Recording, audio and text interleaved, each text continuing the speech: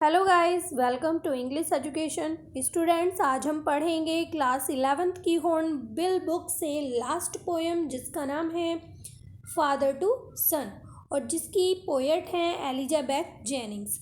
और Elizabeth Jennings इस poem के माध्यम से बताना चाहती हैं कि किस तरह से जनरेशन गैप जो है बढ़ता चला जा रहा है।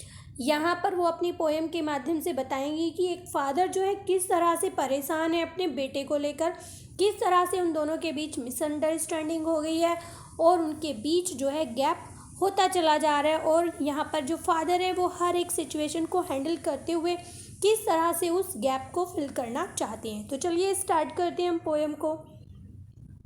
ये जो फर्स्ट स्टेंजा है, यहाँ पर फादर अपने बेटे के बारे में बात कर रहे हैं, बताते हैं कि किस तरह से वो बदल गया है। I do not understand this child. अब यहाँ पर देखिए बहुत ही अजीब बात है कि अब एक पिता अपने ही बच्चे को दिस बता रहा है, यह कह रहा है। वो कहते हैं कि मैं समझ नहीं पाता हूँ इस बच्चे को, ये कहकर बुला रहे हैं अपने बच्चे को। अपना बच्चा नहीं कह रहे हैं, ये इसको कह रहे हैं। वो कहते हैं कि देखो मैं इस बच्चे को समझ नहीं पाता हूँ। तो we live together now in the same house for years. वो कहते हैं कि हालांकि हम बरसों से एक साथ इस घर में रहते आ रहे हैं, हम बरसों से इसी घर में एक साथ रहते चले आ रहे हैं। सेम हाउस मतलब इसी घर में। I know nothing of him, फिर भी मैं उसके बारे में कुछ नहीं जानता। हिम कह रहे हैं वो अपने बेटे को, फिर भी मैं अपने बेटे के बारे में कुछ नहीं जानता, इस बच्चे के बारे में कुछ नहीं जानता। So try to build up a relation from now he was when small. तो देखिए क्या कहते हैं वो, yet have I killed. Yet have I killed मतलब मैंने ही इसे ख़त्म कर दिया है, मार दिया है इस रिलेशनशिप को। तो वो कहते हैं कि मैं कोशिश करूँगा। मैं अब क्या कोशिश करूँगा, एक रिलेशनशिप बनाने की, अपने बेटे के और मेरे बीच में एक रिलेशनशिप बनाने की मैं कोशिश करूँगा। कैसी रिलेशनशिप, जैसे जब वो छोटा था हम दोनों के बीच में जो रिलेशनशिप थी, मैं फिर से वापस से कोशिश करूँगा उस रिलेशनशिप को वापस लाने की, उस रिलेशनशिप को बनाने की जो मैंने खुद से ही ख़त्म कर दिया है। अब यहाँ पर देख पा रहे हैं आप कि एक पिता जो है बहुत दुखी हैं अपने बेटे को लेकर। अब गलती उनकी है या नहीं ये मैटर नहीं करता है, लेकिन वो फिर भी वो कोशिश करना चाह रहे हैं कि मैं फिर से वही रिलेशनशिप बनाऊं अपने बेटे के साथ जैसा कि वो बचपन में था और तब हमारी रिलेशनशिप थी। मैं उसे प्यार करता था और वो मेरी हर एक बात को समझता था। तो चलिए नेक्स्ट स्टेंजा देखते हैं। द शीड आई स्पेंट और sown it where the land is his and none of mine. देखिए बहुत ही ब्यूटीफुल लाइन है, बहुत अच्छी बात कही है। यहाँ पर पिता कहते हैं कि मैंने एक बीज बोया था, एक पेड़ उगाने के लिए मैंने एक बीज बोया था, लेकिन जो वो बीज बोया गया जहाँ पर, वो ज़मीन मेरी नहीं है, वो मेरे बेटे की है। यानी कि मैंने एक बीज बोया जिससे कि वो पेड़ बन सके। तो हम अपने बच्चों को भी तो ऐसा ही समझते हैं कि वो एक अच्छा इंसान बने बड़ा होकर, ठीक है। पेड़ इसीलिए तो पेड़ को बताया गया है यहाँ पर, क्योंकि वो फल दे, छाया दे, ये सब पेड़ के बहुत से फ़ायदे होते हैं।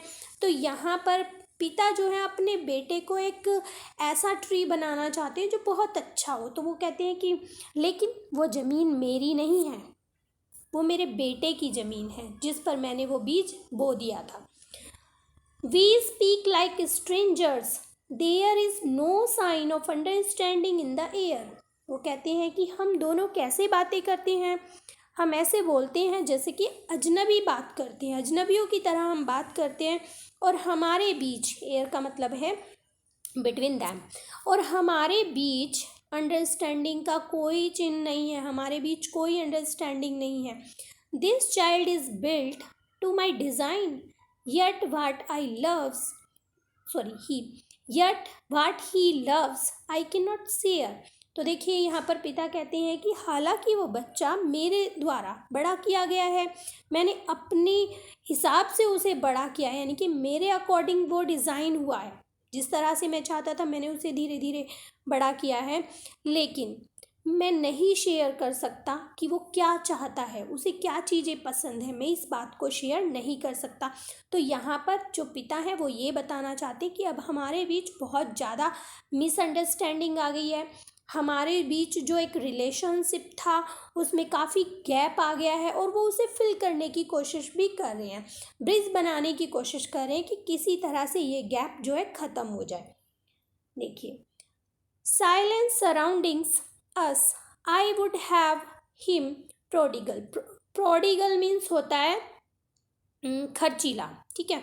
तो वो कह रहे हैं कि साइलेंस सराउंड अस, हमारे मतलब हम दोनों के बीच, हमारे चारों तरफ, मेरे और मेरे बेटे के चारों तरफ एक साथ रहते हुए भी कैसा कैसा होता है, साइलेंस होता है, बिल्कुल शांति होती है। और मैं उसे क्या करूँगा, मैं उसे मतलब खर्चीला बना दूंगा, जितना वो चाहे वो खर्च कर सकता है। लेकिन आगे वो कंडीशन रख रहे हैं, returning to his father's home, the home he knew, वो उस घर में लौट आए जो उसके पिता का घर है, उस घर में लौट आए जिसे वो जानता है। Rather than see him make and move his world, मतलब उससे ज़्यादा अच्छा होगा अगर वो उस घर में वापस लौट आए, चाहे वो कितना भी खर्च कर ले, लेकिन वो अपना संसार अलग ना बनाए, वो अपने संसार में अलग मूव ना करे, वो वापस लौट आए भले ही वो कितना भी खर्च करे। I would forgive him too, shaping from sorrow a new love.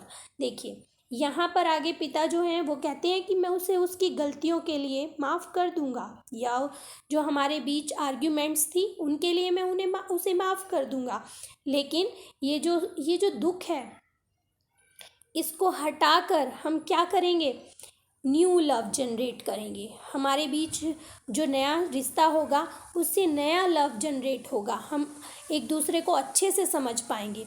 तो देखिए, यहाँ पर जो पिता हैं वो कहना चाहते हैं कि चाहे मेरा बेटा कितना भी खर्च करे, लेकिन वो अपने घर में वापस लौट आए, वो अपना नया एक संसार ना बनाए, मुझसे दूर ना जाए, और मैं उसके आर्ग्यूमेंट्स के लिए या मिसअंडरस्टैंडिंग जो हमारे बीच है उसके लिए उसे माफ़ भी कर दूंगा।